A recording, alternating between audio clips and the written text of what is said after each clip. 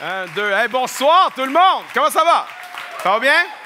Hey, nous avons notre auditoire en ligne qui nous voit en live là, avec des gens. Puis c'est vraiment cool. C'est vraiment cool de pouvoir offrir aux gens qui nous regardent en ligne plus qu'un gars qui regarde le mur puis qui prêche au mur. C'est le fun d'avoir des gens, c'est le fun d'avoir de la réaction, de la participation. Alors, j'aimerais solliciter votre aide quelques secondes pour qu'on puisse saluer notre auditoire en ligne. Est-ce qu'on peut faire du bruit pour notre auditoire en ligne? Allez, allez! Allez, plus fort que ça! Yeah! Y a-t-il des amateurs de classiques de cinéma dans la salle? Des classiques. Quelqu'un aime? Oui? OK. Ton classique du cinéma préféré, c'est quoi? Inglourious Basterds. OK. Je connais pas. Jamais vu. OK. Inglourious Basterds. OK. OK, oui. Quoi d'autre? Quelqu'un d'autre? OK. OK. Connais pas. Inception? Qui a aimé Inception? Super bon. J'ai rien compris, mais c'était vraiment bon. Un de mes préférés, c'est Forrest Gump. C'est-tu bon, ce film-là?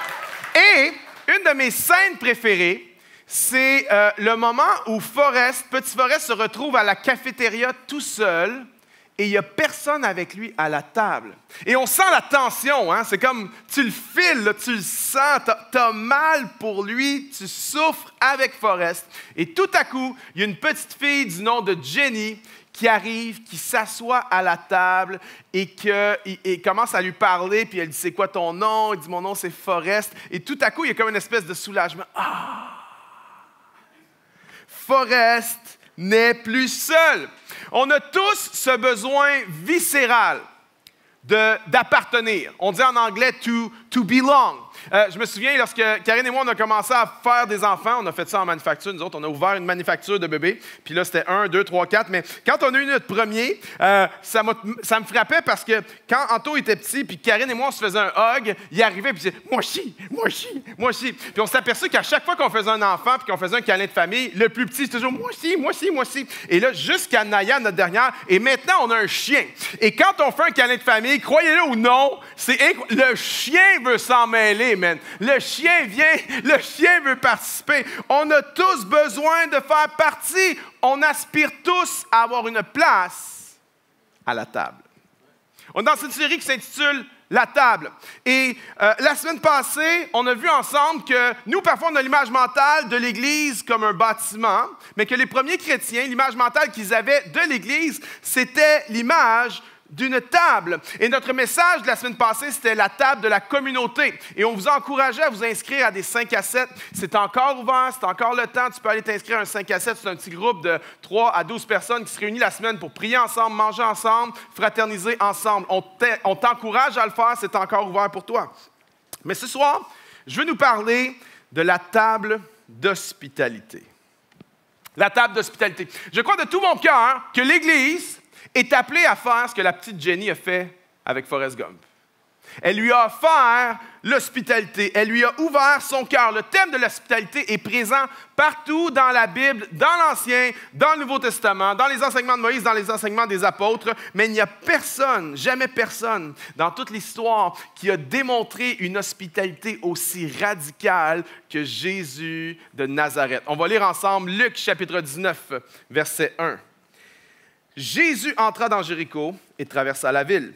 Alors, un homme du nom de Zachée, qui était le chef des péagers. Les péagers, c'est des collecteurs de taxes. On les appelait des publicains à l'époque. On va revenir là-dessus. Le chef des péagers, et qui était riche, cherchait à voir qui était Jésus, mais il ne pouvait pas à cause de la foule, car il était de petite taille.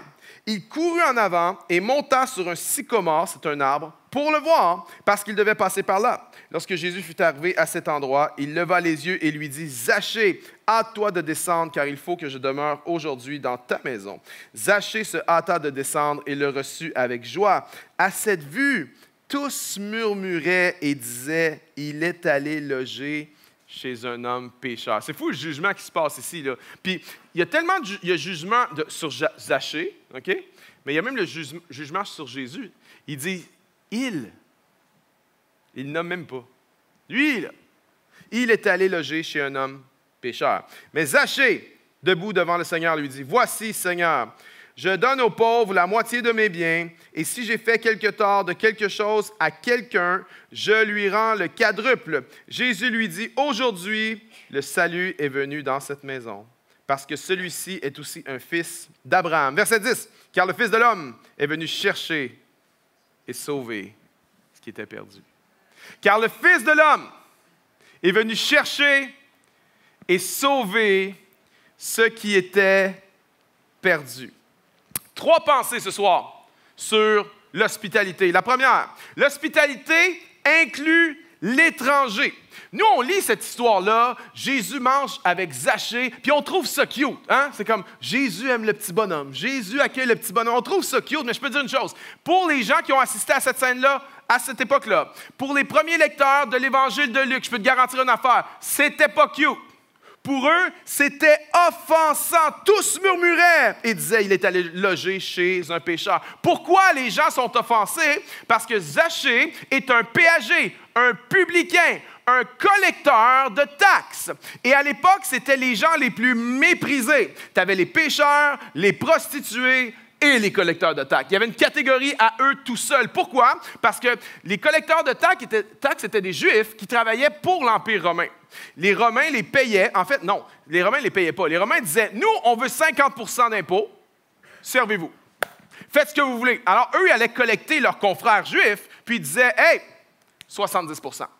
Puis ils donnaient 50 % à Rome. Alors, c'était des traîtres envers leur nation, mais c'était aussi des voleurs envers leurs voisins. Nous, on lit ça, on dit, ah, Jésus est tellement cool, Jésus est tellement inclusif, on trouve ça nice. J'aimerais dire ceci, si tu trouves nice cette histoire-là, c'est parce qu'il n'y a plus de collecteurs de taxes aujourd'hui. Parce que s'il y en avait, imagine ton cousin qui travaille comme collecteur de taxes pour les talibans. OK? Et les talibans exigent 50 %, ils t'en chargent 70 %, puis après ça, tu le vois faire le party avec sa gang, dans sa grosse maison, sa piscine puis son barbecue. Tu ne l'aimerais pas, le collecteur de taxes, OK? Tu ne trouverais pas ça le fun. Personne n'aurait mangé avec Zachée, mais Jésus va loger chez lui. Jésus lui offre l'hospitalité. Question, est-ce que tu pratiques l'hospitalité? Il y en a qui disent, oui, moi. Oui. Je reçois souvent des gens, je reçois ma famille, je reçois mes amis à la maison. Je suis une personne très, très, très hospitalière. J'aimerais dire, mais ce n'est pas l'hospitalité, ça. Ça, c'est la fraternité. Je reçois mes amis, je reçois ma famille. C'est la fraternité et c'est une bonne chose. Mais ce n'est pas l'hospitalité. L'hospitalité, le mot grec dans le Nouveau Testament, c'est philoxénia, qui vient de deux mots, qui vient de philios, qui veut dire amour, et de xénos, qui veut dire étranger. L'hospitalité, c'est l'amour de l'étranger. L'hospitalité, c'est d'ouvrir sa maison à quelqu'un qui ne nous ressemble pas. C'est l'amour de l'étranger. Il y en a qui vont dire, Tinder, c'est ça l'hospitalité, l'amour de l'étranger? Non, OK, vraiment pas. Philios, c'est de l'amour non érotique, OK? Tinder n'est pas de l'hospitalité, c'est autre chose, c'est complètement autre chose. L'hospitalité, la philoxénia, c'est l'amour de l'étranger. Et avouons-le, on a un défi avec ça. Parce que les sociologues enseignent qu'en fait, lorsque les gens ne nous ressemblent pas, on n'a pas tendance à avoir d'affection pour eux. Ça ne vient pas naturellement. Par exemple, la guerre en Ukraine. Wow, man, on capote, OK? On capote. Mais pourquoi? Parce que c'est dangereux, il y a plein de raisons, mais aussi parce que c'est des gens occidentaux, c'est des Blancs, c'est des gens qui ont un style de vie comme nous. Alors, on entend parler de la guerre en Ukraine, wow! Mais quand on entend parler de guerre tribale en Afrique, ça nous dérange moins. On entend parler d'attentats à Paris, ça nous dérange. On entend parler d'attentats à Bombay en Inde, ça nous dérange moins. Pourquoi? Parce qu'on n'a pas tendance à avoir d'affection naturelle pour les gens qui ne nous ressemblent pas. Plus que ça, on a tendance à les juger. On juge ceux qui ne nous ressemblent pas. On juge tous. Tout le monde juge. On juge selon les gens s'habillent, la façon qu'ils parlent, la façon qu'ils mangent. On les juge selon leur apparence. On juge ceux qui prennent le vaccin. On juge ceux qui ne prennent pas le vaccin. Il y en a qui disent, moi, je ne juge pas. J'ai tellement vu de jugement dans ma vie. Le monde qui juge, je ne suis pas capable. J'aimerais te dire, toi aussi, tu juges. Tu juges celui qui juge. Tout le monde juge! Tout le monde juge! Et ce que ça fait, c'est qu'on a tendance à manger avec des gens qui nous ressemblent, des gens qui ont notre style, notre intérêt, notre culture, des gens qui sont comme nous. Mais l'hospitalité, c'est de manger avec des gens qui sont différents de nous. Est-ce que tu manges avec des gens différents de toi? L'hospitalité, c'est quoi? L'hospitalité, c'est des chrétiens qui mangent avec des non-chrétiens. Je peux t'entendre amen? Amen. L'hospitalité, c'est des blancs qui mangent avec des noirs. Je peux t'entendre amen? Amen. Des hispanophones qui mangent avec des arabes. Je peux t'entendre amen? Amen. Des jeunes qui mangent avec des vieux. Quelqu'un dit amen? Amen. Des artistes qui mangent avec des fonctionnaires du gouvernement fédéral. Quelqu'un dit amen? Des célibataires qui mangent avec des familles qui ont des enfants. Quelqu'un dit amen. Il y en a qui disent, ben là, des enfants, c'est pas mon truc. J'aimerais dire ceci. Si tu es célibataire et que tu as moins de 30 ans, pour des jeunes enfants, tu es comme un demi-dieu. OK? Fait que si jamais ton ego n'est pas fort une journée, va manger avec une famille qui a des enfants. Tu vois, tu vas filer comme Zeus à la fin de la journée. Ça va être extraordinaire. Des célibataires qui mangent avec des familles. Des gens à la fine pointe de la mode qui mangent avec des gens qui ne savent même pas qu'il y a une mode. Ça, c'est moi. OK? Je ne suis pas au courant de la mode. Des végétariens qui mangent avec des gens qui aiment la viande. Amen. Moi, j'ai des amis végétariens, OK? Dieu les bénisse. Mais j'ai une philosophie sur les légumes qui est un peu particulière. Voici ma philosophie sur les légumes. Le bœuf mange les légumes. Je mange le bœuf. Je mange des légumes. Bon, il y en a, tu dis, assassin de la planète, arrête avec tes jokes plates. Je le sais, dans 20 ans, on va tous manger des insectes de toute façon. OK. Des riches qui mangent avec des pauvres. Quelqu'un dit amen? Mais aussi des pauvres qui mangent avec des riches. Tu sais quoi la différence? Voici la différence. Des riches qui mangent avec des pauvres, c'est des riches qui invitent des pauvres chez eux. Hey, viens, on va te faire goûter à ça, des huîtres, t'as jamais mangé ça. Hey, viens-t'en. Il va y avoir du homard puis du caviar avec ça, être malade. Des riches qui mais des pauvres qui mangent avec des riches, c'est le pauvre qui invite le riche à manger puis que le riche accepte l'invitation. Des gens, c'était vraiment bon, des gens de la gauche qui mangent avec des gens de la droite. Tu peux t'entendre? Amen. C'est Gabriel Nadeau-Dubois qui invite Éric Duhem à souper. Parce que c'est à ça que l'Église doit ressembler. L'Église est appelée à pourvoir, à exercer l'hospitalité, à manger avec des gens qui ne nous ressemblent pas, parce que c'est ça que Jésus faisait. Moi, j'ai un rêve pour notre Église, j'ai un rêve pour la chapelle. Ce n'est pas d'être une grande Église. L'Église aura la taille que Dieu voudra. C'est pas mon but qu'elle soit grande. C'est pas mon but qu'elle soit connue. C'est pas mon but qu'elle soit influente. J'ai un rêve pour l'Église, c'est qu'on soit une Église où tout le monde a sa place à la table. Que peu importe d'où tu viens, peu importe ton passé, peu importe tes erreurs, qu'il y ait une place à la table pour toi. Mon rêve, c'est qu'on soit assez large de cœur pour qu'il y ait une place pour tout le monde à la table. Puis je sais que c'est une utopie, je sais que c'est un beau rêve, je sais que ça ne sera jamais parfait. Je sais que ce n'est pas juste la job de l'Église, c'est la job de la personne aussi. Souvent, il y a beaucoup de gens qui sont dans une posture d'attente. On attend que les gens nous fassent notre place, mais il y a une place pour toi, il faut que tu apprennes aussi. C'est dans les deux sens. Et des fois, certaines personnes ont beaucoup de la difficulté à prendre leur place. Mais mon rêve, c'est qu'on ait cette Église-là où chacun a une place à la table. Il y en a, c'est plus difficile pour toi, les relations. Notre rêve, c'est que tu trouves ta place à la table. Parce qu'on croit que lorsque tu trouves ta place à la table, des changements profonds commencent à prendre place. C'est mon deuxième point. L'hospitalité, non seulement inclut l'étranger, mais l'hospitalité est un moyen de guérison. Qu'est-ce qui s'est passé avec Zachée lorsque Jésus l'a invité à la table? Voici ce qui s'est passé, verset 8. « Je donne aux pauvres la moitié de mes biens, et si j'ai fait du tort à quelqu'un, c'est comme, oui, bro, vraiment, OK? Si j'ai fait du tort à quelqu'un, je lui rends le quadruple. » Il savait très bien ce qu'il disait. L'hospitalité de Jésus a tellement touché Zachée que ça l'a guéri sa vie. Parce qu'il y a un lien entre être inclus et être guéri. Il y a un lien très fort entre l'inclusion et la guérison. L'hospitalité, ce mot en français, vient de la même racine que le mot hôpital. Et un hôpital, à l'origine, au tout début, c'était la maison pour l'étranger. Il n'y avait pas d'hôtel, c'était la maison pour l'étranger. Avec le temps, les hôpitaux sont devenus un endroit de guérison. Mais il y a un lien profond entre l'inclusion et la guérison. Lorsque tu es bienvenu en quelque part, peu importe tes erreurs, peu importe qui tu es, peu importe tes struggles, peu importe tes défis spirituels du moment, lorsque tu es bienvenu quelque part, ça vient créer en toi une forme de guérison, une forme de transformation. Sky Jetiani a dit ceci: nos maisons doivent être des hôpitaux et des refuges de guérison qui rayonnent la lumière du ciel. Et nos tables à manger doivent être des tables d'opération, l'endroit où les âmes brisées sont restaurées à nouveau. Lorsqu'on abaisse notre défense, lorsqu'on enlève nos façades et qu'on commence à être vraiment présents les uns avec les autres, alors la puissance guérissante de l'Évangile peut commencer ton travail. Cet auteur-là dit: ta maison, c'est un hôpital.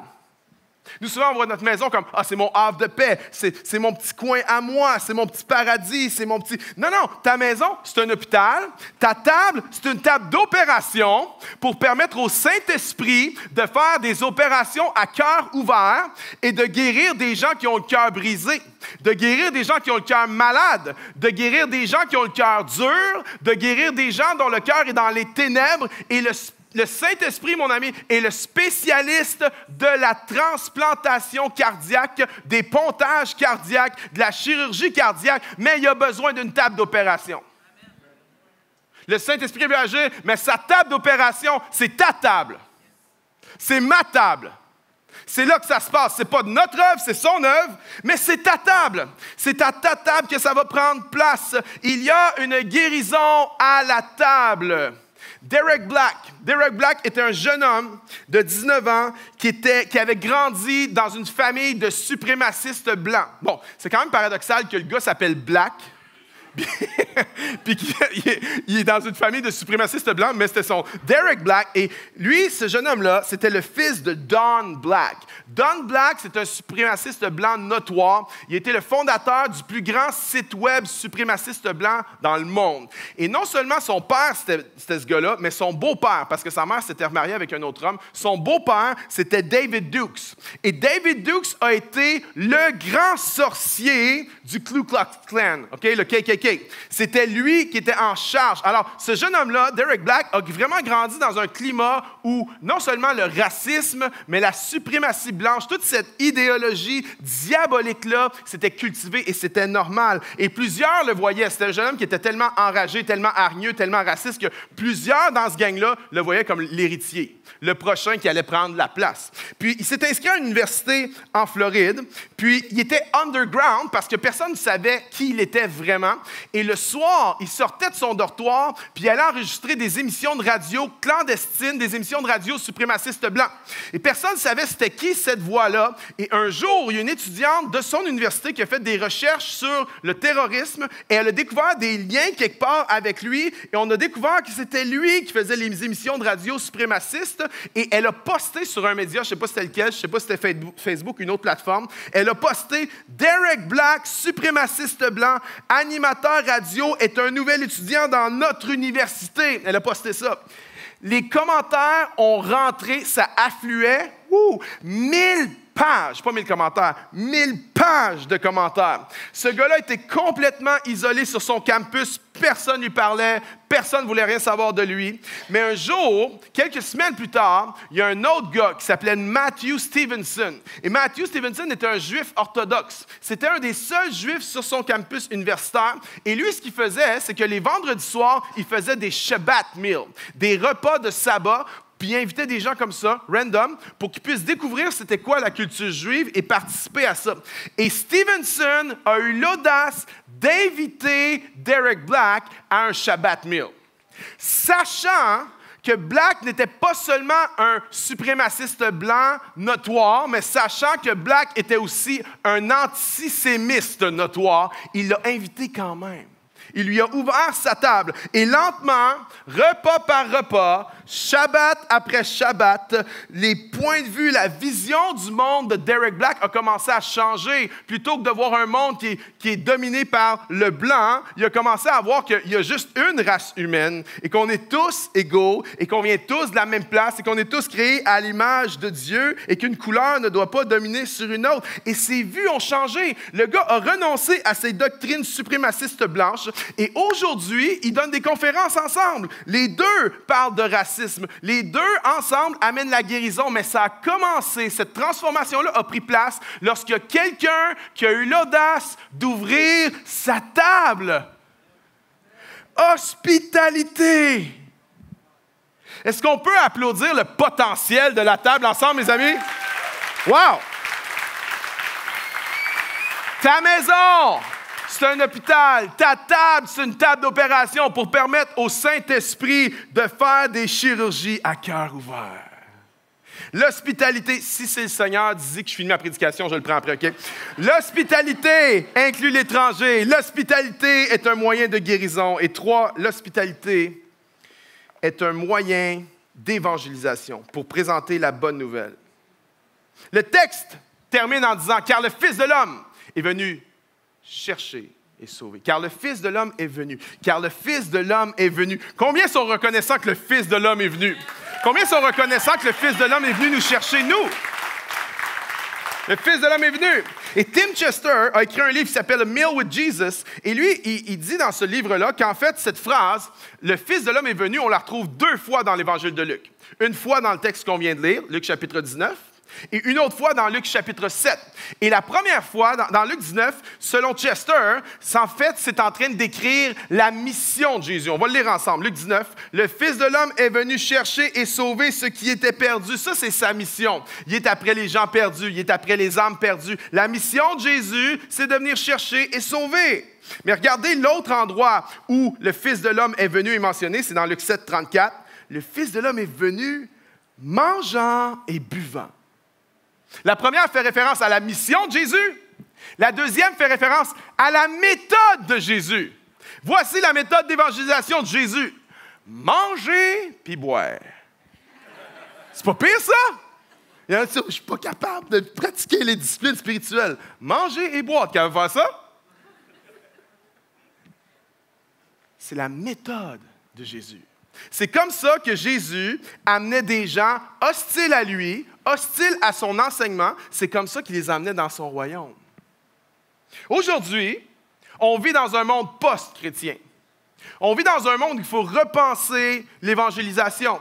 Il y a des méthodes d'évangélisation traditionnelles. Et quand je dis évangélisation, il y en a, le poil te dresse sur les bras parce que tu as une image mentale de peut-être des gens qui cognent de porte en porte ou des gens qui donnent des traités dans la rue que tu ne veux pas. De toute façon, si tu donnes des traités, je ne suis pas contre ça, mais les gens ne veulent pas te traiter de n'importe quoi. Fait qu'imagine un traité qui parle de Jésus. Ils ne veulent même pas une bonne affaire. Un traité, les gens n'en veulent pas. Alors, un traité qui parle de Jésus, ils en veulent encore moins. Mais il faut repenser nos méthodes. C'est pas les traités, c'est pas le porte-à-porte, c'est pas le gars au coin de la rue avec l'espèce de mégaphone, puis Jésus, Jésus, Jésus, l'entre-chaise de Jésus, tu comprends rien. Non. Il faut repenser l'évangélisation. Il y a de l'évangélisation pour ceux qui sont loin du royaume, puis il y a de l'évangélisation pour ceux qui sont proches du royaume. Ceux qui sont proches, c'est qui? C'est peut-être toi qui es ici ce soir, puis qui n'est pas encore chrétien, qui n'est pas encore croyant, qui ne connaît pas le Seigneur. J'aimerais dire que tu es proche. Sais-tu pourquoi? Tu ne serais pas ici. À moins d'avoir rencontré vraiment une belle fille, puis que tu veux gagner des points, tu ne serais pas ici ce soir. Tu es plus proche du royaume de Dieu que tu le penses. Tu es proche du royaume, puis c'est une bonne affaire. On prend la parole, on prêche ce soir, puis c'est bon, puis c'est une bonne chose, c'est une bonne méthode. Mais il y a des gens qui sont loin. Les gens qui sont loin, c'est des gens qui jamais en 100 ans vont mettre les pieds dans l'Église. Ils ne sont pas rendus là, ils ne veulent rien savoir de ça, ils sont allergiques à ça. Pour le moment, ils ne sont pas ouverts. Peut-être que tu vas finir par les inviter à un concert de Noël ou à Pâques ou à quelque chose, mais pour le moment, ils sont allergiques à ça. Comment on va faire pour rejoindre les gens qui sont loin? Les gens qui sont loin, j'aimerais te proposer que la façon de les rejoindre, c'est la méthode de Jésus. manger et boire. Tu ouvres ta maison, tu prépares ta table, tu ouvres une bonne bouteille de vin, puis tu partages sur la vie, sur le sens de la vie, tu partages sur eux, tu ouvres ton cœur. C'est ça que Jésus a fait avec Zachée. Puis c'est quoi le résultat? Transformation, guérison. C'est extraordinaire. Qu'est-ce qui se passerait si nous, les croyants, on commençait à pratiquer l'hospitalité? Qu'est-ce qui pourrait se passer si on ouvrait nos tables? Les premiers chrétiens ont répandu l'Évangile à une vitesse grand V. Ça ne s'explique même pas. Après la résurrection de Jésus, il y a 120 chrétiens environ. Et on se retrouve environ 300 ans plus tard avec la moitié de l'Empire romain qui est chrétien. À un point tel que beaucoup d'historiens pensent que la conversion de Constantin au christianisme, en fait, c'était un geste politique parce que la majorité des gens étaient devenus chrétiennes. Alors, c'était un avantage politique de devenir chrétien à l'époque parce que la majorité était rendue chrétienne. C'est juste pour vous dire à quel point ça s'est répandu à une vitesse hallucinante. Mais comment ça se fait? Qu'est-ce qui explique ça? Il n'y avait pas de bâtiment, il n'y avait pas d'Internet, il n'y avait pas de YouTube, il n'y avait même pas de compte Instagram. Voici la réponse. Comment? Un repas à la fois, une table à la fois, une personne à la fois. Ta table n'est pas un endroit pour te réfugier avec tes amis. Ta table, c'est un outil pour changer le monde. Anne Hirsch a dit ceci: si chaque famille chrétienne dans le monde offrait une bonne hospitalité conversationnelle autour d'une table une fois par semaine avec leurs voisins, nous mangerions notre chemin dans le royaume de Dieu. Et j'aime ça, moi. Tu bouffes, puis le royaume de Dieu vient sur la terre. Tu as juste à faire manger puis boire. Mais c'est pas extraordinaire, ça? Hein? Des bonnes pâtes italiennes, un bon petit vin pas trop cher, puis on mange notre chemin dans le royaume de Dieu. We would eat our way into the kingdom of God. C'est peut-être la plus grande opportunité de notre génération pour l'Église. On vit à une époque où on se torture, on se demande c'est quoi, what's next? What's next, l'Église? C'est sûr, ça ne marche plus comme avant. C'est quoi qu'il faut faire? Qu'est-ce qu'il faut faire pour joindre les gens qui sont loin de Dieu? Puis ça se pourrait-tu qu'on soit assis sur la mine d'or en se demandant et où? La mine d'or, c'est peut-être ta table. C'est d'ouvrir ta table à quelqu'un qui ne connaît pas Jésus, de l'inviter dans ton intimité, de l'inviter dans ta maison et de partager la vie avec lui parce qu'il n'y a aucun endroit qui est plus efficace qu'une table pour se connaître, pour dialoguer, pour être en désaccord dans le respect et pour partager la bonne nouvelle de Jésus. Qu'est-ce qui pourrait se passer si chacun d'entre nous, on commençait à pratiquer l'hospitalité? Maintenant, je suis au courant que c'est tough faire ça. Il y a beaucoup d'objections à ça. Il y en a en ce moment, tu es en train de faire la liste des raisons pourquoi tu ne peux pas faire ça. J'aimerais te proposer que l'hospitalité est une discipline spirituelle comme les autres disciplines spirituelles. Si tu crois que c'est important la prière pour la vie spirituelle, si tu crois que la lecture de la parole de Dieu, c'est important pour la vie spirituelle, si tu crois que d'aller à l'église, d'être dans un 5 à 7, un petit groupe, c'est important pour la vie spirituelle, j'aimerais te dire, l'hospitalité fait partie des pratiques qui sont importantes pour nos vies spirituelles. Mais on a toutes sortes d'excuses. Voici 2 obstacles qui nous empêchent de la pratiquer d'une façon significative. La première, c'est la pression de la performance. Si je te dis hospitalité, tu penses quoi? C'est quoi l'image mentale que tu as en tête? Probablement que pour plusieurs d'entre nous, si je dis hospitalité, tu penses à quelque chose que tu as vu sur Instagram. Une photo d'une table longue, 1 kilomètre de long, dehors l'été, avec les lumières suspendues, avec la vaisselle parfaite, les couverts parfaits, tout bien placé, tout parfait. C'est tellement parfait, moi je ne serais même pas capable d'imaginer ça, mais tout est bien placé, tout est parfait. Hein? Tout le monde a de l'air content, tout le monde sourit, tout le monde a de l'air d'un top modèle suédois autour de la table. La bouffe a de l'air d'être préparée par un chef d'un resto 3 étoiles Michelin. Ça, c'est l'image mentale qu'on a de l'hospitalité. Mais si c'est ça, notre vision de l'hospitalité, ça disqualifie 99% d'entre nous. Pourquoi? Il y en a, tu ne peux pas avoir ça. Pour plusieurs raisons. Il y en a, tu ne peux pas, tu es étudiant. Tu restes en chambre. Il y en a, tu peux pas, tu as des enfants. Dès que tu places la table comme il faut, ils passent en arrière puis ils mettent stop la table. Il y en a, tu n'es pas bon en cuisine, OK? Tu n'es pas un expert de la bouffe. Il y en a, ta vaisselle ne fit pas. Tu as un couvert bleu avec un couvert vert, avec un couvert brun, ça ne fit pas ensemble. Puis pour la majorité d'entre nous, on ne peut pas faire ça. Pourquoi? On n'est pas suédois. Mais ça, ce n'est pas l'hospitalité. Ça, c'est la pression de la performance. Et si on a une vision performance, on va se trouver plein d'excuses. Puis il y en a, tu trouves des excuses en ce moment. Tu dis, mais chez nous, c'est à l'envers, je ne peux pas recevoir du monde. Fais le ménage, alléluia, ça va être bon pour toi. Il y en a, tu dis, je n'ai pas une grande maison, j'ai juste un tout petit appart. Invite seulement quelques personnes. Il y en a, tu dis, j'ai un coloc, je ne peux pas inviter. Mets ton coloc dehors. Il y en a, tu dis, je ne suis pas bon pour cuisiner. Je ne suis pas bon. Hey, Google! Comment faire cuire des pâtes? OK. Si c'est trop, Uber Eats, tu peux commander. Il y en a qui disent, mais j'ai des enfants. C'est pas une maladie contagieuse d'avoir des enfants. Tu peux recevoir des gens. Il y en a qui disent, mais je peux pas, moi, je suis trop introverti. Les introvertis dans la salle? OK? Moi, je suis le king des introvertis. Tu ne peux pas me battre sur le spectre de l'introversion. Je suis hyper introverti. Voici le conseil d'un introverti notoire à d'autres introvertis pour pratiquer l'hospitalité. OK? Plusieurs fois dans la soirée, tu dis juste, excusez-moi, il faut que j'aille aux toilettes. Tu t'en vas dans la salle de bain, tu fermes la porte, tu barres la porte, puis après ça, tu fais... Ah.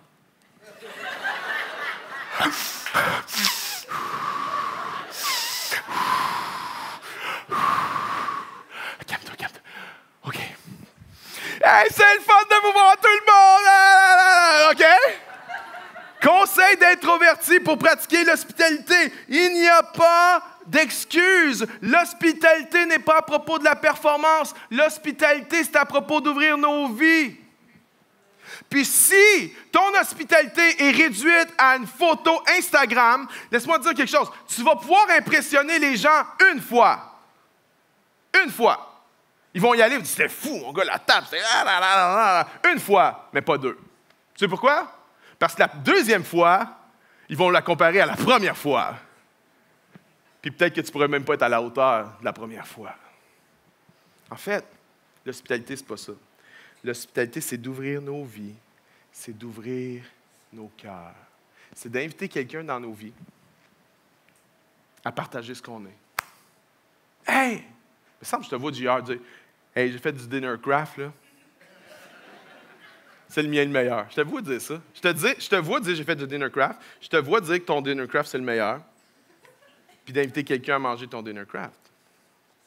Mais c'est ça, l'hospitalité. Puis il y en a, tu dis, même le dinner craft, c'est trop pour moi. Je ne veux pas me faire juger sur la qualité de mon dinner craft. C'est pas grave. Va chercher une pizza chez Domino's, OK? Puis si la pizza n'est pas bonne, blâme Domino's. C'est pas de ta faute. Il y en a, je peux pas, j'ai même pas d'appart. Je vis chez mes parents. Invite quelqu'un au restaurant, puis paye la facture. Hospitalité. C'est pas une performance. Voici le deuxième obstacle. Le manque de temps. On en manque-tu de temps, hein? Mais l'hospitalité va nous coûter du temps. L'hospitalité va nous demander de ralentir. C'est vrai qu'on est occupé, c'est vrai.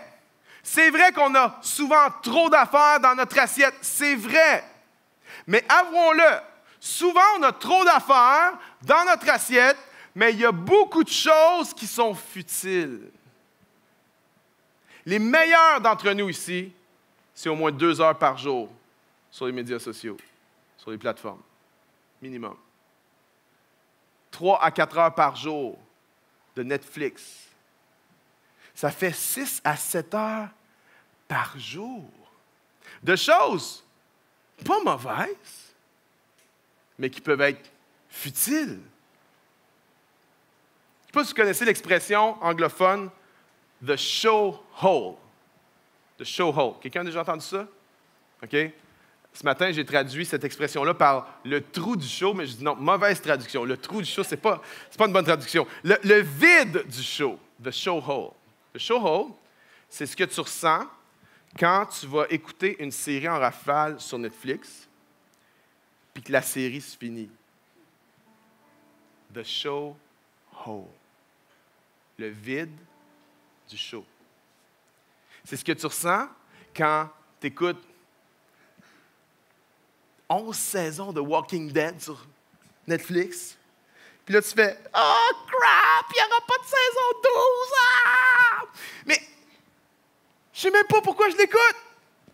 C'est toujours la même affaire. Ça fait 11 saisons de... Ma femme est plus capable, elle est comme « Sérieux? Sérieux? Toujours la même affaire, je le sais. » À un moment donné, je les écoutais en fast-forward. Mais il fallait que je les écoute quand même. Puis là, tu arrives à la fin et tu dis « Crap, il n'y aura pas de saison 12 de Walking Dead, c'est épouvantable! » Ou bien non, tu arrives à la dernière saison de Game of Thrones, puis ils ont tué ton personnage, tu comprends? Il est mort! Mauvaise fin, c'est fini! The show whole. En fait, the show whole, c'est ce que tu ressens quand tu as utilisé ton temps si précieux d'une manière si futile, puis quand le show est fini, il n'y a plus rien pour te remplir. The show whole. Voici pourquoi je dis ça. Je dis ça pour qu'à l'avenir, à chaque fois que tu vas regarder une série sur Netflix, tu vas te sentir coupable. Non, c'est pas pour ça.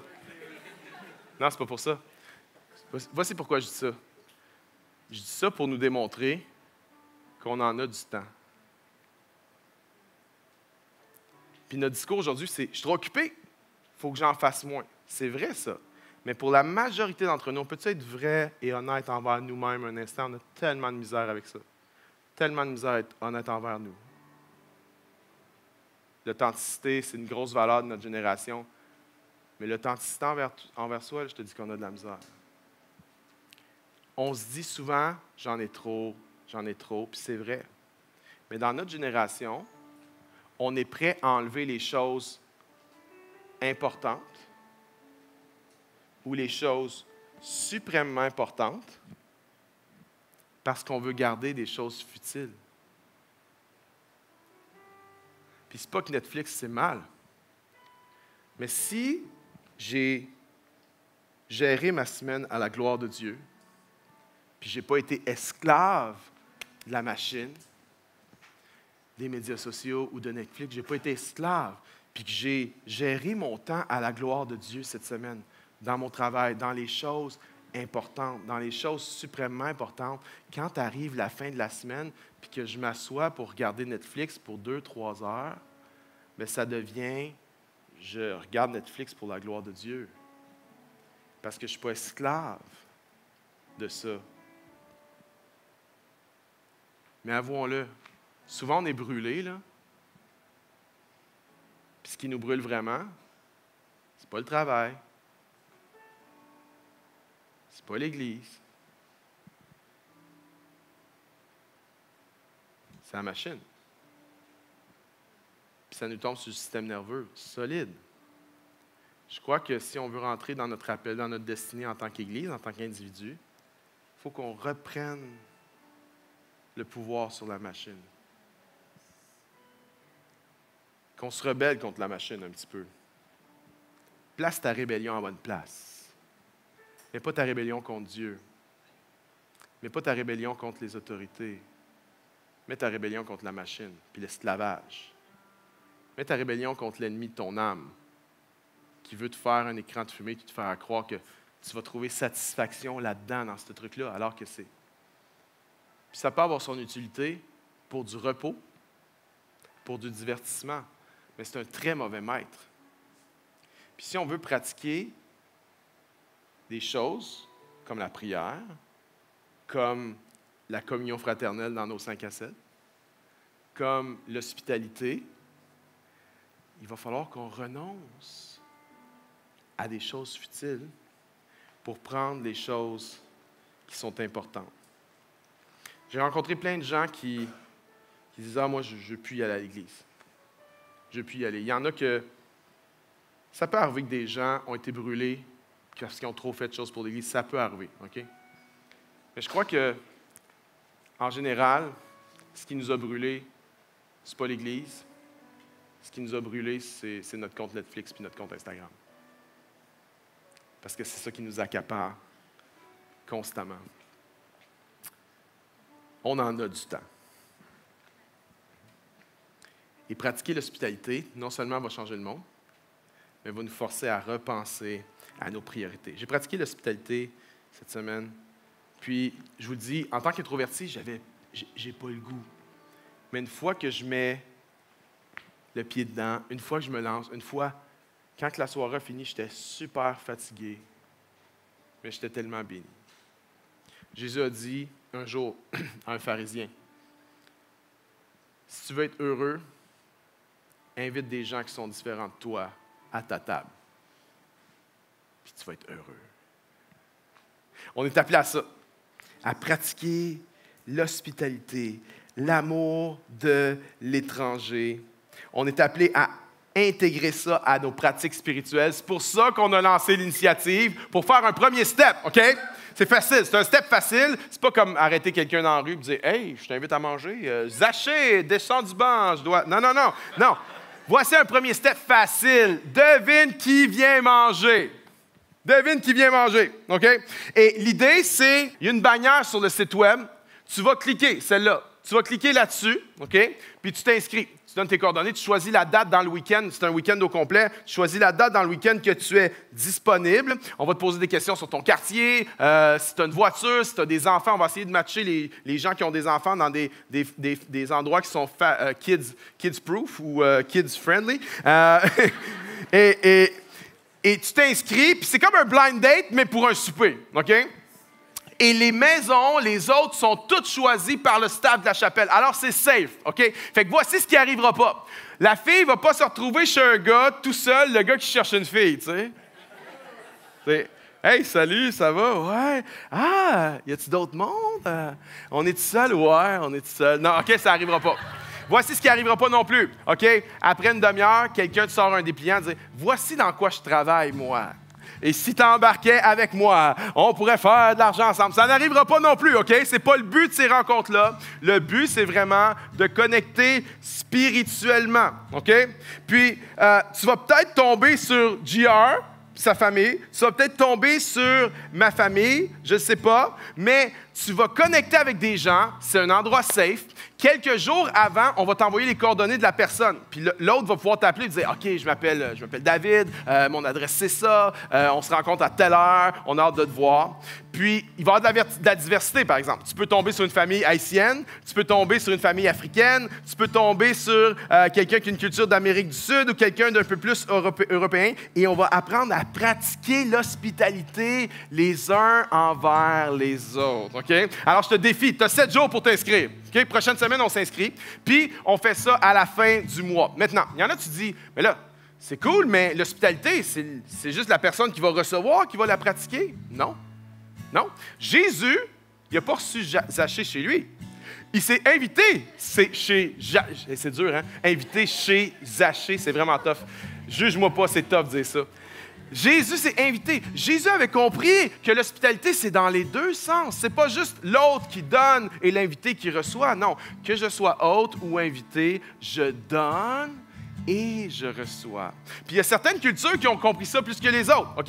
Moi, je suis québécois de souche, québécois de naissance. Je n'avais pas catché ça, que l'hospitalité, c'était à deux sens. Mais j'ai des amis. Quand j'ai commencé à inviter des amis, par exemple, qui venaient de la Suisse à la maison à manger, je me suis rendu compte qu'eux autres, tes invites, ils arrivent toujours avec une boîte de chocolat. Hein?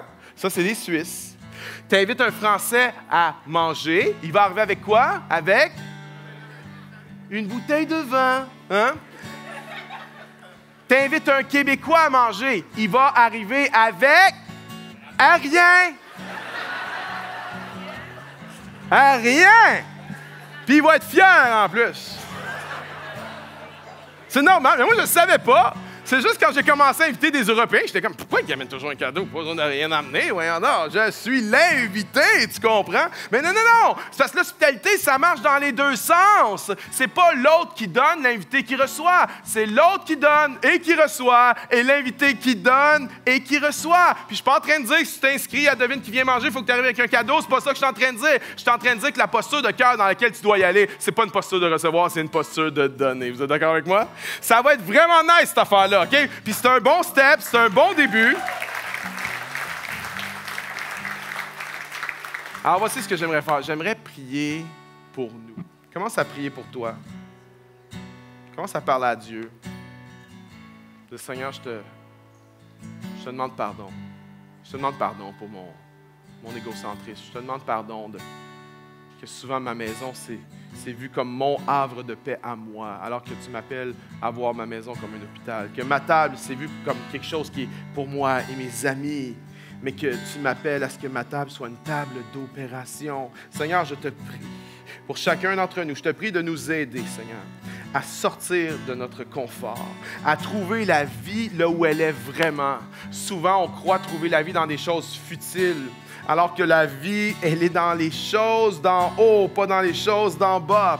Père, je te prie que tu nous fasses réaliser notre appel, que tu nous fasses réaliser le potentiel de la table, le potentiel de l'hospitalité. Père, je prie que tu fasses de nous une église où tout le monde a une place à la table, où personne n'est laissé en arrière, où on exerce la fraternité, mais aussi l'hospitalité envers ceux qui ne te connaissent pas. Seigneur, que nos maisons, que nos tables soient des lumières dans nos quartiers, dans nos rues, des endroits, Seigneur, où on partage sur toi et sur la vie, des endroits où on accueille, des endroits où les gens sont guéris et transformés, des endroits où il y a des gens qui étaient comme des Zachée, qui vont être transformés dans des personnes qui sont des fils et des filles d'Abraham. Père, je te prie pour moi. Je te demande pardon pour mon égocentrisme. Je te demande pardon pour toutes les fois où j'ai été centré sur moi et sur mes choses. Père, je prie que tu m'aides à revenir en mission. Je te prie, Seigneur Dieu, que tu nous aides à nous secouer et à nous replacer dans la mission que tu nous as confiée. Et cette mission-là, elle ne sera pas lourde, elle ne sera pas écrasante si on la fait avec toi. Non, non, non. Elle va même nous donner la vie. Elle va nous communiquer la vie. Père, fais de nous cette église d'hospitalité dans le beau nom de Jésus-Christ. Et tout le monde qui le veut, avec moi, dit Amen. Est-ce qu'on peut applaudir le Seigneur ensemble?